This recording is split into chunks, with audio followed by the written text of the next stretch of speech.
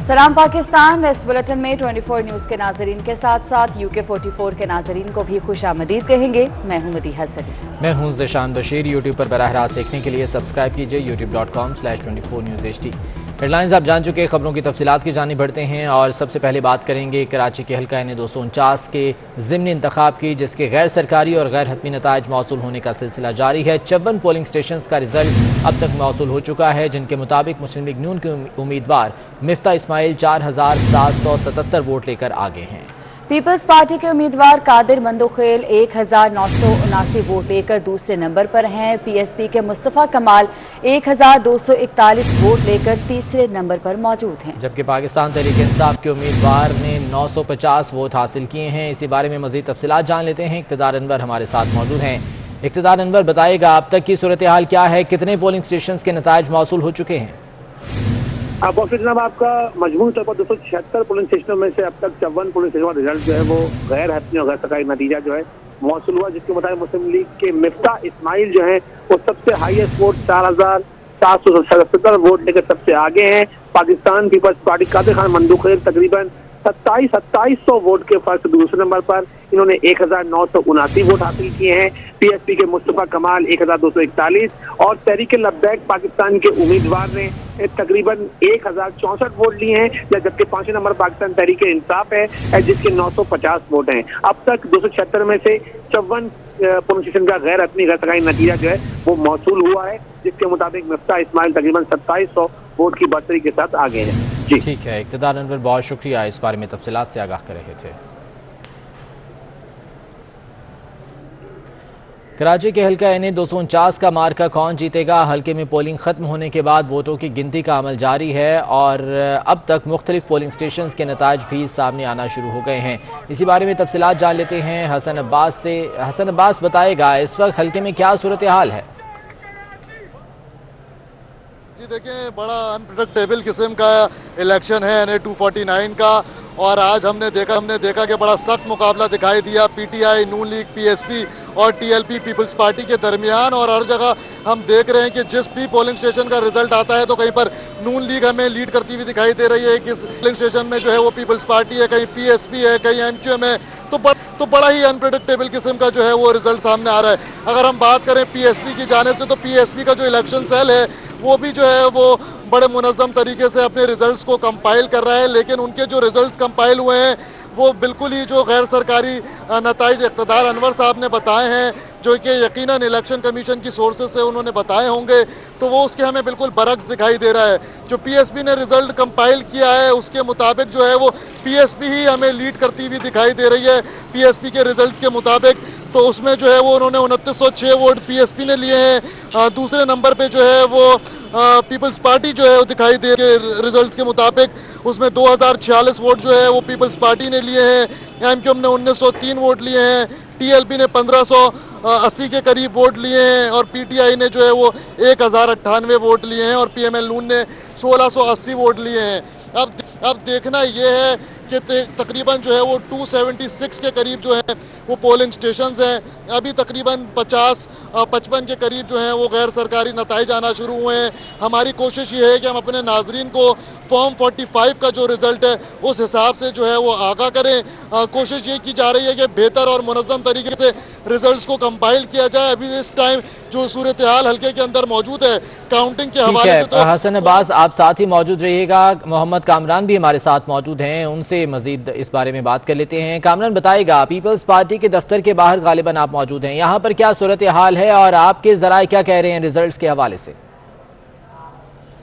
जी बिल्कुल, इस वक्त हम मौजूद हैं पाकिस्तान पीपल्स पार्टी के मरकजी ऑफिस चांदनी चौक में, जहां पे पाकिस्तान पीपल्स पार्टी के जो कारकुनान हैं, जो पोलिंग एजेंट्स थे, जो दिन भर मुख्तलिफ पोलिंग स्टेशन में काम करते रहे, पोलिंग एजेंट के तौर पे काम करते रहे, वो जो पोलिंग स्टेशन है वहाँ से फॉर्म 45 लेकर यहाँ पे मरकजी ऑफिस यहाँ पे पहुँच रहे हैं। जहाँ से पीपल्स पार्टी की जो अक्सरियत है कारकुनान यहाँ पे पहुँच रहे हैं और भरपूर जज्बाती अंदाज में यहाँ पे नारे बुलंद किए जा रहे हैं। कारकुनान के बड़ा जोश खरोश पाया जा रहा है। कारकुनान हल्के के जो वोटर्स हैं उनसे बड़े पुरुमीद हैं और वो अभी तक उनको इसी बात का यकीन है कि पाकिस्तान पीपल्स पार्टी के उम्मीदवार कादिर खान मंदुखेल यहाँ से भारी अक्सरियत के कामयाब होंगे। अभी तक जो गैर हतमी गैर सरकारी जो नताज हमें जो मौसूल है पाकिस्तान पीपल्स पार्टी के कादिर मंदूखेल 1979 वोट लेके इस टाइम दूसरे नंबर पे पाकिस्तान पीपल्स पार्टी के उम्मीदवार हैं। ये गैर हतमी गैर सरकारी नताज हैं।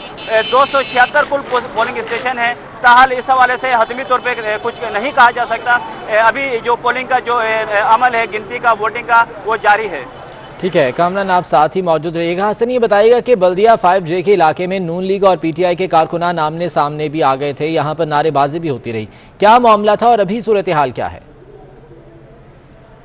देखिए, नारेबाजी जो होता है वो किसी भी इलेक्शन का एक हुस्न भी होता है, और जैसे ही हमने देखा कि काउंटिंग का अमल मुकम्मल हुआ तो PTI के दफ्तर के बाहर से जो है वो 5J के इलाके में नून लीग की रैली उनके वर्कर्स गुजर रहे थे, जब दोनों जमातों के कारकुनान के बीच में जो है वो नारेबाजी का तबादला हुआ। किसी किस्म का कोई नाखुशगवार वाकया पेश नहीं आया, लेकिन दोनों जानब से जो कारकुनान थे वो हमें खासे पुरजोश दिखाई दिए। इसी तरह अगर हम दूसरी जानब बात करें तो जो नून लीग का मरकजी दफ्तर है वहाँ से TLP के जो कारकुनान थे वो गुजर रहे थे, उनकी जानिब से भी जो है वो नून लीग के दफ्तर के बाहर शदीद नारेबाजी की गई। तो जैसे जैसे वक्त गुजरता जा रहा है और काउंटिंग का रिजल्ट आता जा रहा है, वैसे वैसे हम देख रहे हैं कि जिस पोलिंग स्टेशन के अंदर जो पार्टी जो है वो लीड कर रही है वहाँ पे उनके कारकुनान जो है वो हमें बड़े चार्ज हुए हुए दिखाई दे रहे हैं।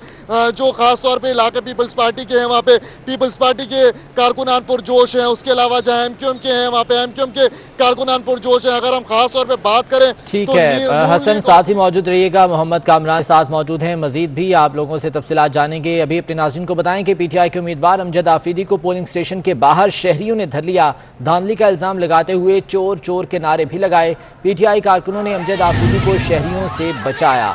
अमजद आफरीदी यहाँ पर आए थे जिन्हें शहरियों ने घेर लिया। आज़ाद नोड़ियो हमारे साथ हैं, उनसे मजीद जान लेते हैं। आज़ाद नोड़ियो, बताइएगा ये क्या मामला हुआ यहाँ पर? जी बिल्कुल, ये कराची का हल्का NA 249 का इलाका है बल्दिया, जहाँ पर पोलिंग अमल शाम 5 बजे ख़त्म होने के बाद में पाकिस्तान तहरीक-ए-इंसाफ के उम्मीदवार अमजद आफरीदी यहाँ पर पहुंचे और पोलिंग स्टेशन के अंदर दाखिल हुए, जिसके बायस सिक्योरिटी एहलकारों ने उन्हें रोका नहीं। उस दौरान मुस्लिम लीग नवाज के कारकुनान बड़ी तादाद में बाहर जो है कैंप पर मौजूद थे, तो उन्होंने सख्त नारेबाजी की। जैसे ही अमजद आफरीदी जो पोलिंग स्टेशन से बाहर निकला तो उन्होंने उसका घेराव करने की कोशिश की, सख्त नारेबाजी की, लेकिन उनके निजी मुआवजों ने उस घेरे से उनको निकाल दिया।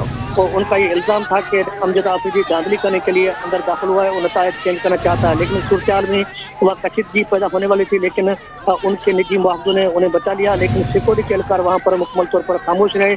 मुस्लिम लीग नवाज के कारकुनान का इल्ज़ाम था कि मुफ्ता इस्माइल यहाँ से जीत रहा है, लेकिन अमजद आफरीदी धांधली करने के लिए यहाँ पर पहुंचा और नताइज तब्दील करने चाहते हैं।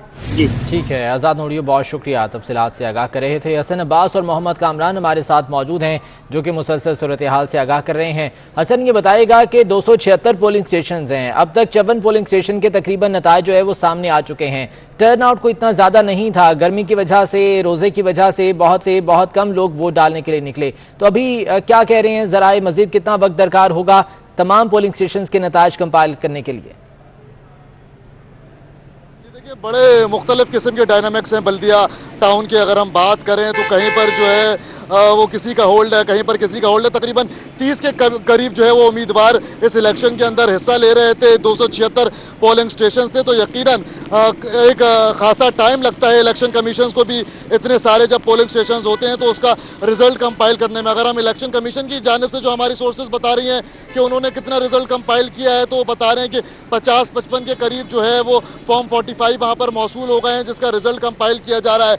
दूसरी जानिब अगर हम बात करें तो जितने भी सियासी दफातर यहाँ पे इलेक्शन के मौजूद हैं, चाहे वो PML नून का हो, PTI का हो, पीपल्स पार्टी का हो, तमाम तर जगहों पे जो है वो अपने हिसाब से कोशिश कर रहे हैं और कंपाइल करने की रिजल्ट कोशिश कर रहे हैं। इसी तरह आप अगर पीपल्स पार्टी के इलेक्शन ऑफिस में जाएंगे तो आपको रिजल्ट कुछ और दिखाई देगा, PSP पर आएंगे तो कुछ और दिखाई देगा। इसी तरह नून लीग, MQM और PTI पर जाएंगे तो रिजल्ट आपको कुछ और दिखाई देगा। अभी तक किसी किस्म का कोई हतमी रिजल्ट हमारे सामने नहीं आता हुआ दिखाई दे रहा। हाँ, यकीनन जैसे जैसे वक्त गुजरेगा और बेहतर और मुनज़्ज़म तरीके से जो है वो इलेक्शन कमीशन को रिजल्ट मौसूल होंगे तो बेहतर और मौसर रिजल्ट जो है वो इलेक्शन कमीशन से ही मौसूल होगा। जाहिर सी बात है, बल्दिया टाउन एक यकीनन बड़ा इलाका है। इसके जो अगर हम डायनामिक्स देखें, इसकी ज्योग्राफी देखें तो दूर दूर जगह जो है वो पोलिंग स्टेशंस बने हुए हैं। तो जो पोलिंग एजेंट्स हैं, जो प्रिजाइडिंग ऑफिसर्स हैं, उनको भी जो है वो यकीनन मुश्किलात का सामना होता है कि फौरी तौर पे रिजल्ट्स को भेजना, और फिर जो इलेक्शन कमीशन की टीम बैठी हुई होती है हेड ऑफिस के अंदर, वो उस तमाम तर चीज़ों को रिव्यू करती है। रिव्यू करने के बाद उसको दोबारा कैलकुलेट करती है और एक फाइनल रिजल्ट जो है वो उसको कंपाइल कर रही होती है। तो इस तमाम तर रिजल्ट के प्रोसेस के अंदर जो है वो मुसलसल कैलकुलेशन का और रिकाउंटिंग का अमल जो है वो जारी रहता है, जिसकी वजह से जो हतमी रिजल्ट होता है उसके आने के अंदर जो है वो वक्त दरकार होता है। अगर हम अपने नाजरीन को बताएं तो अभी भी तकरीबन 2 से 3 मजीद घंटे लगेंगे बेहतर और हतमी रिजल्ट आने के अंदर। लेकिन इस टाइम मुख्तलिफ चीज़ें हम देख रहे हैं।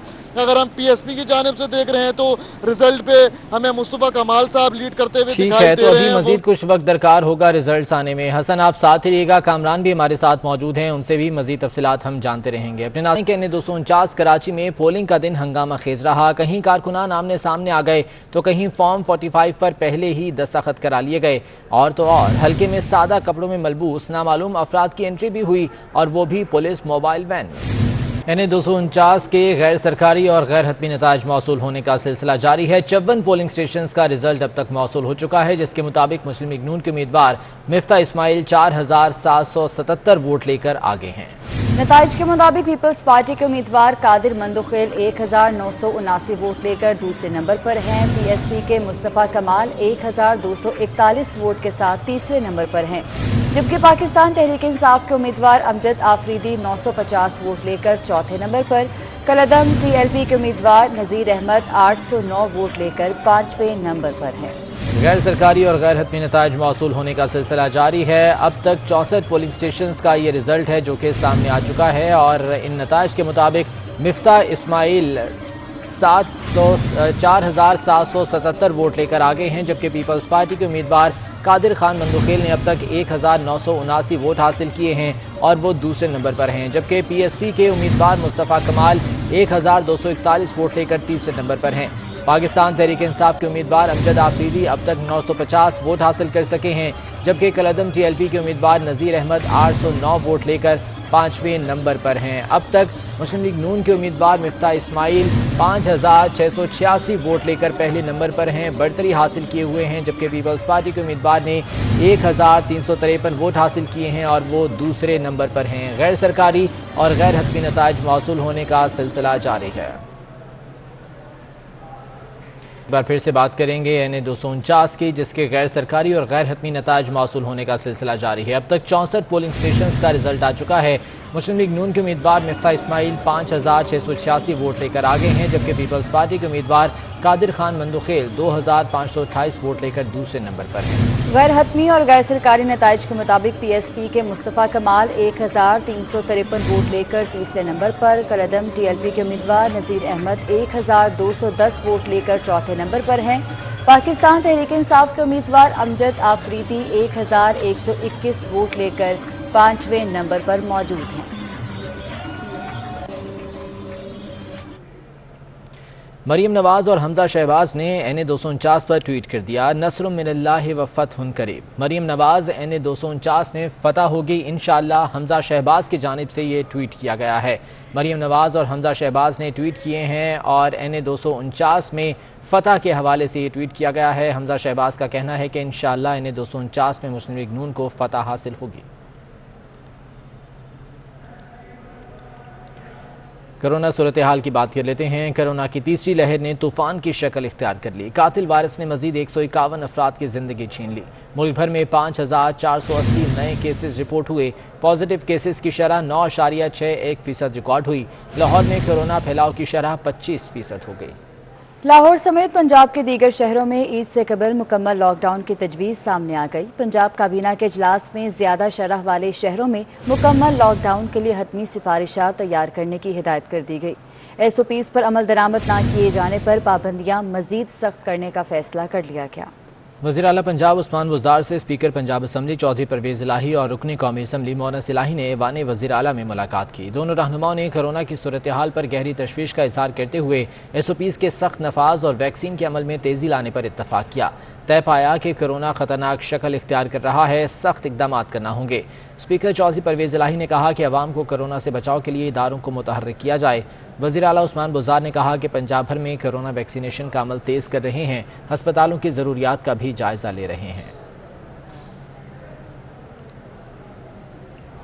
वज़ीर आला सिंध मुराद अली शाह का कहना है कि सूरत हाल अच्छी नहीं, सख्त इक़दाम करने होंगे। SOPs पर अमल ना करने वाले निजी इदारों को सील करेंगे।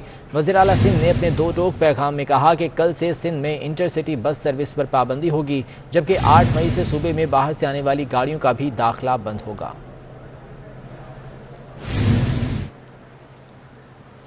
ईद उल फितर पर 10 से 15 मई तक छुट्टियों का ऐलान कर दिया गया। NCOC ने गाइडलाइंस भी जारी कर दी।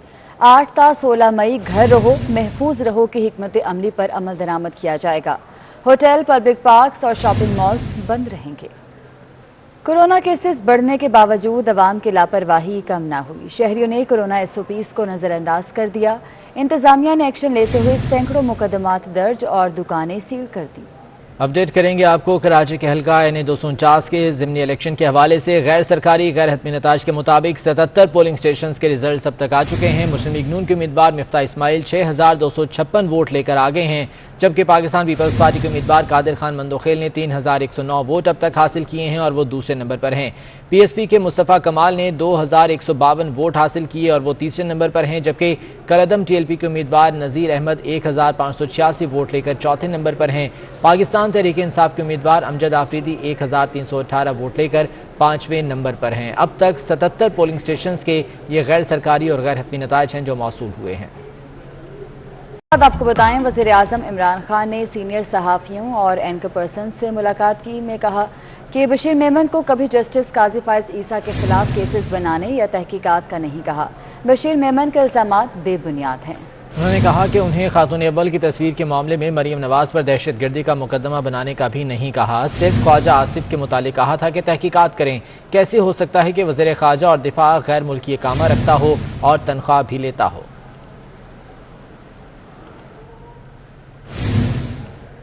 अमरीकी वज़ीर ख़ारजा एंटनी ब्लिंकन ने पाकिस्तान में आज़ादी सहाफ़त के हवाले से शदीद खदशात का इज़हार कर दिया। एक इंटरव्यू में कहा कि पाकिस्तान में मीडिया पर पाबंदियों से आज़ादी इज़हार को शदीद खतरात लाहक हैं। सहाफ़ती इदारों, सहाफ़ियों और उनके रिश्तेदारों को धमकाया जाता है। सहाफ़ियों के अगवा और हमलों जैसे जराइम की तहकीकात का भी फुकदान है।